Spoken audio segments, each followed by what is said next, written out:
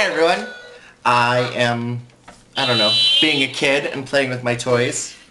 They talk to each other.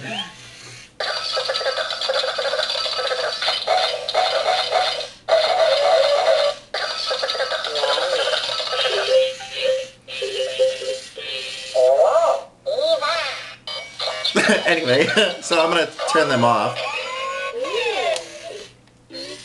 There. Oh, I know. Okay, so, hi.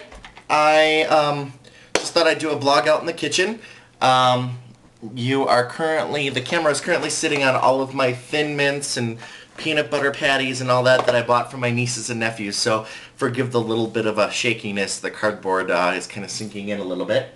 A couple things, kind of a geeky vlog this time. I thought I would do one that's just a little bit weird. First and foremost, I know I need a haircut big time, but I'm trying to grow it out again, and so you have to get through that in-between stage where like you have flyaway and stuff like that. I know I can get it trimmed still and whatever, but I'm trying to see if I can actually get it to grow all even length, and then I'll go from there. So let's see.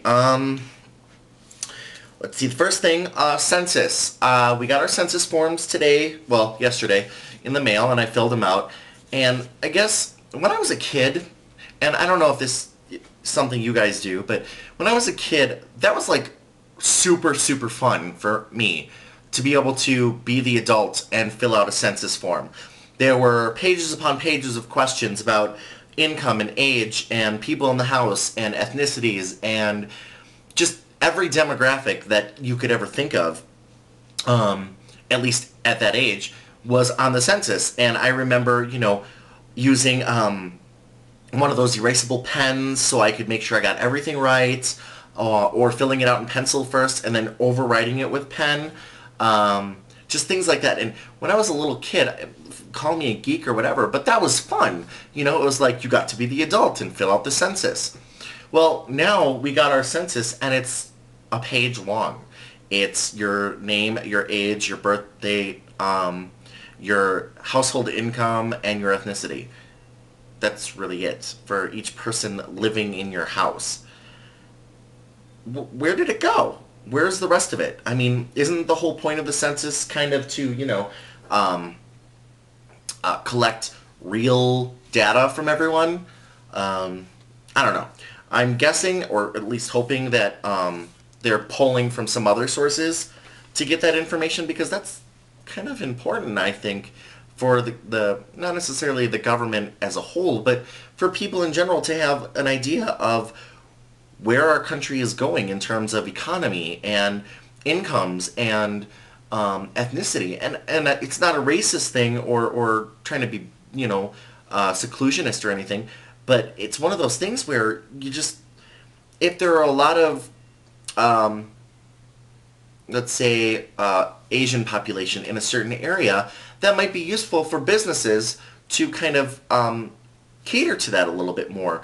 And again, not to stereotype, but say we have a high Hispanic population, like in the 3rd Ward in Milwaukee.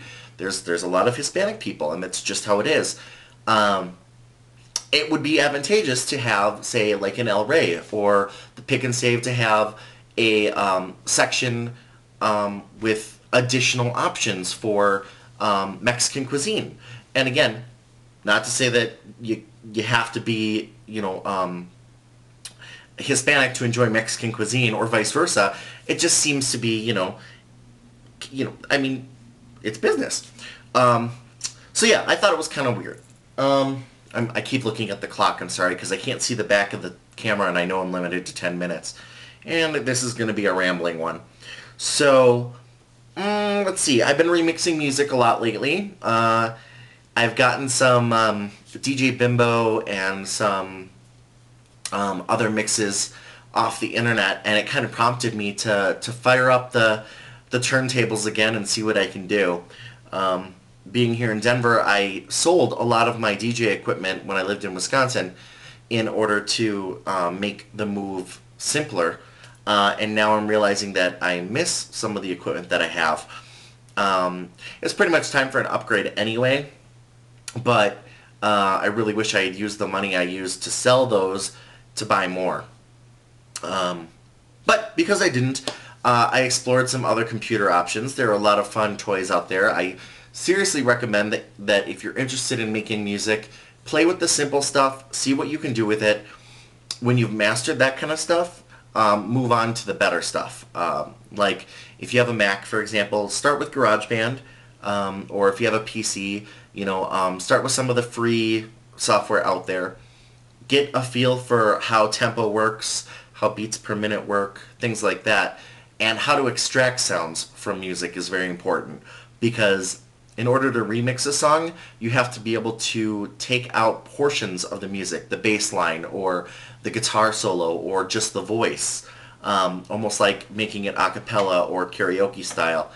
And also there's sources out there, I'm not going to say where, but where you can actually grab versions of songs where people have stripped out the words, or the vocals or the bass line or all the music, so that you can have a clean line and actually make your own music. It's kind of fun. Let's see, moving on. I have completely embraced the Chrome browser. Again, a geek topic, but it's important in web design and business and all that. Chrome is Google's browser. Much like there's Internet Explorer, there's Mozilla, Firefox, Netscape, all those different kinds of browsers, Safari. Well, the new boy in town is Chrome, and it completely embraces the WebKit, and actually I believe that is the staple of its technology, and it uses HTML5, and it goes back into older versions of HTML, but it completely embraces the new technologies, and that makes it a lot faster. I seriously recommend downloading it and trying it out. You don't have to make it your primary browser, because I know some of you are worried about banking sites or your work email or whatever, but seriously, try to use Chrome in as many sites as you can. Just feel the difference, at the very least. They're building new extensions for it every day, new plugins. So if there's something that you have in IE or Firefox that you absolutely have to have a specific extension or plugin, rest assured that soon enough there will be a Chrome version for it. And if not, I'm sure there are people out there that would be willing to port it over, because Chrome and Firefox, the extension language that it uses is not that difficult to convert. To get really geeky, it's similar to converting, an ASP page to PHP. There are some subtle differences, but the streamlined code is pretty much the same. So, those of you who miss me, I am going to be in Milwaukee on the 29th and the 30th. Hopefully, if everything works out with spring break, because of the flight loads being real busy, if everything works out, then Tony and I will be in Milwaukee on the 29th and 30th. We're going to arrive probably in the morning of either that Sunday, either Sunday night or Monday morning. If we can't, then we'll be there Monday night, and then we'll stay Tuesday and maybe Wednesday. It's all a matter of what works out the way it works out. But for those of you who want to visit, hang out, chat, chill, whatever, plan on that Monday, Tuesday, and Wednesday towards the end of the month. We will definitely try to make a cameo out to the bars to say hello to everyone, as well as my mom just had surgery recently, so we're going to probably make a cameo out that way to visit some of my family and see if how things are going for them. I don't know if I'll have a car, so that will be the big determination of whether or not I can do all that kind of stuff.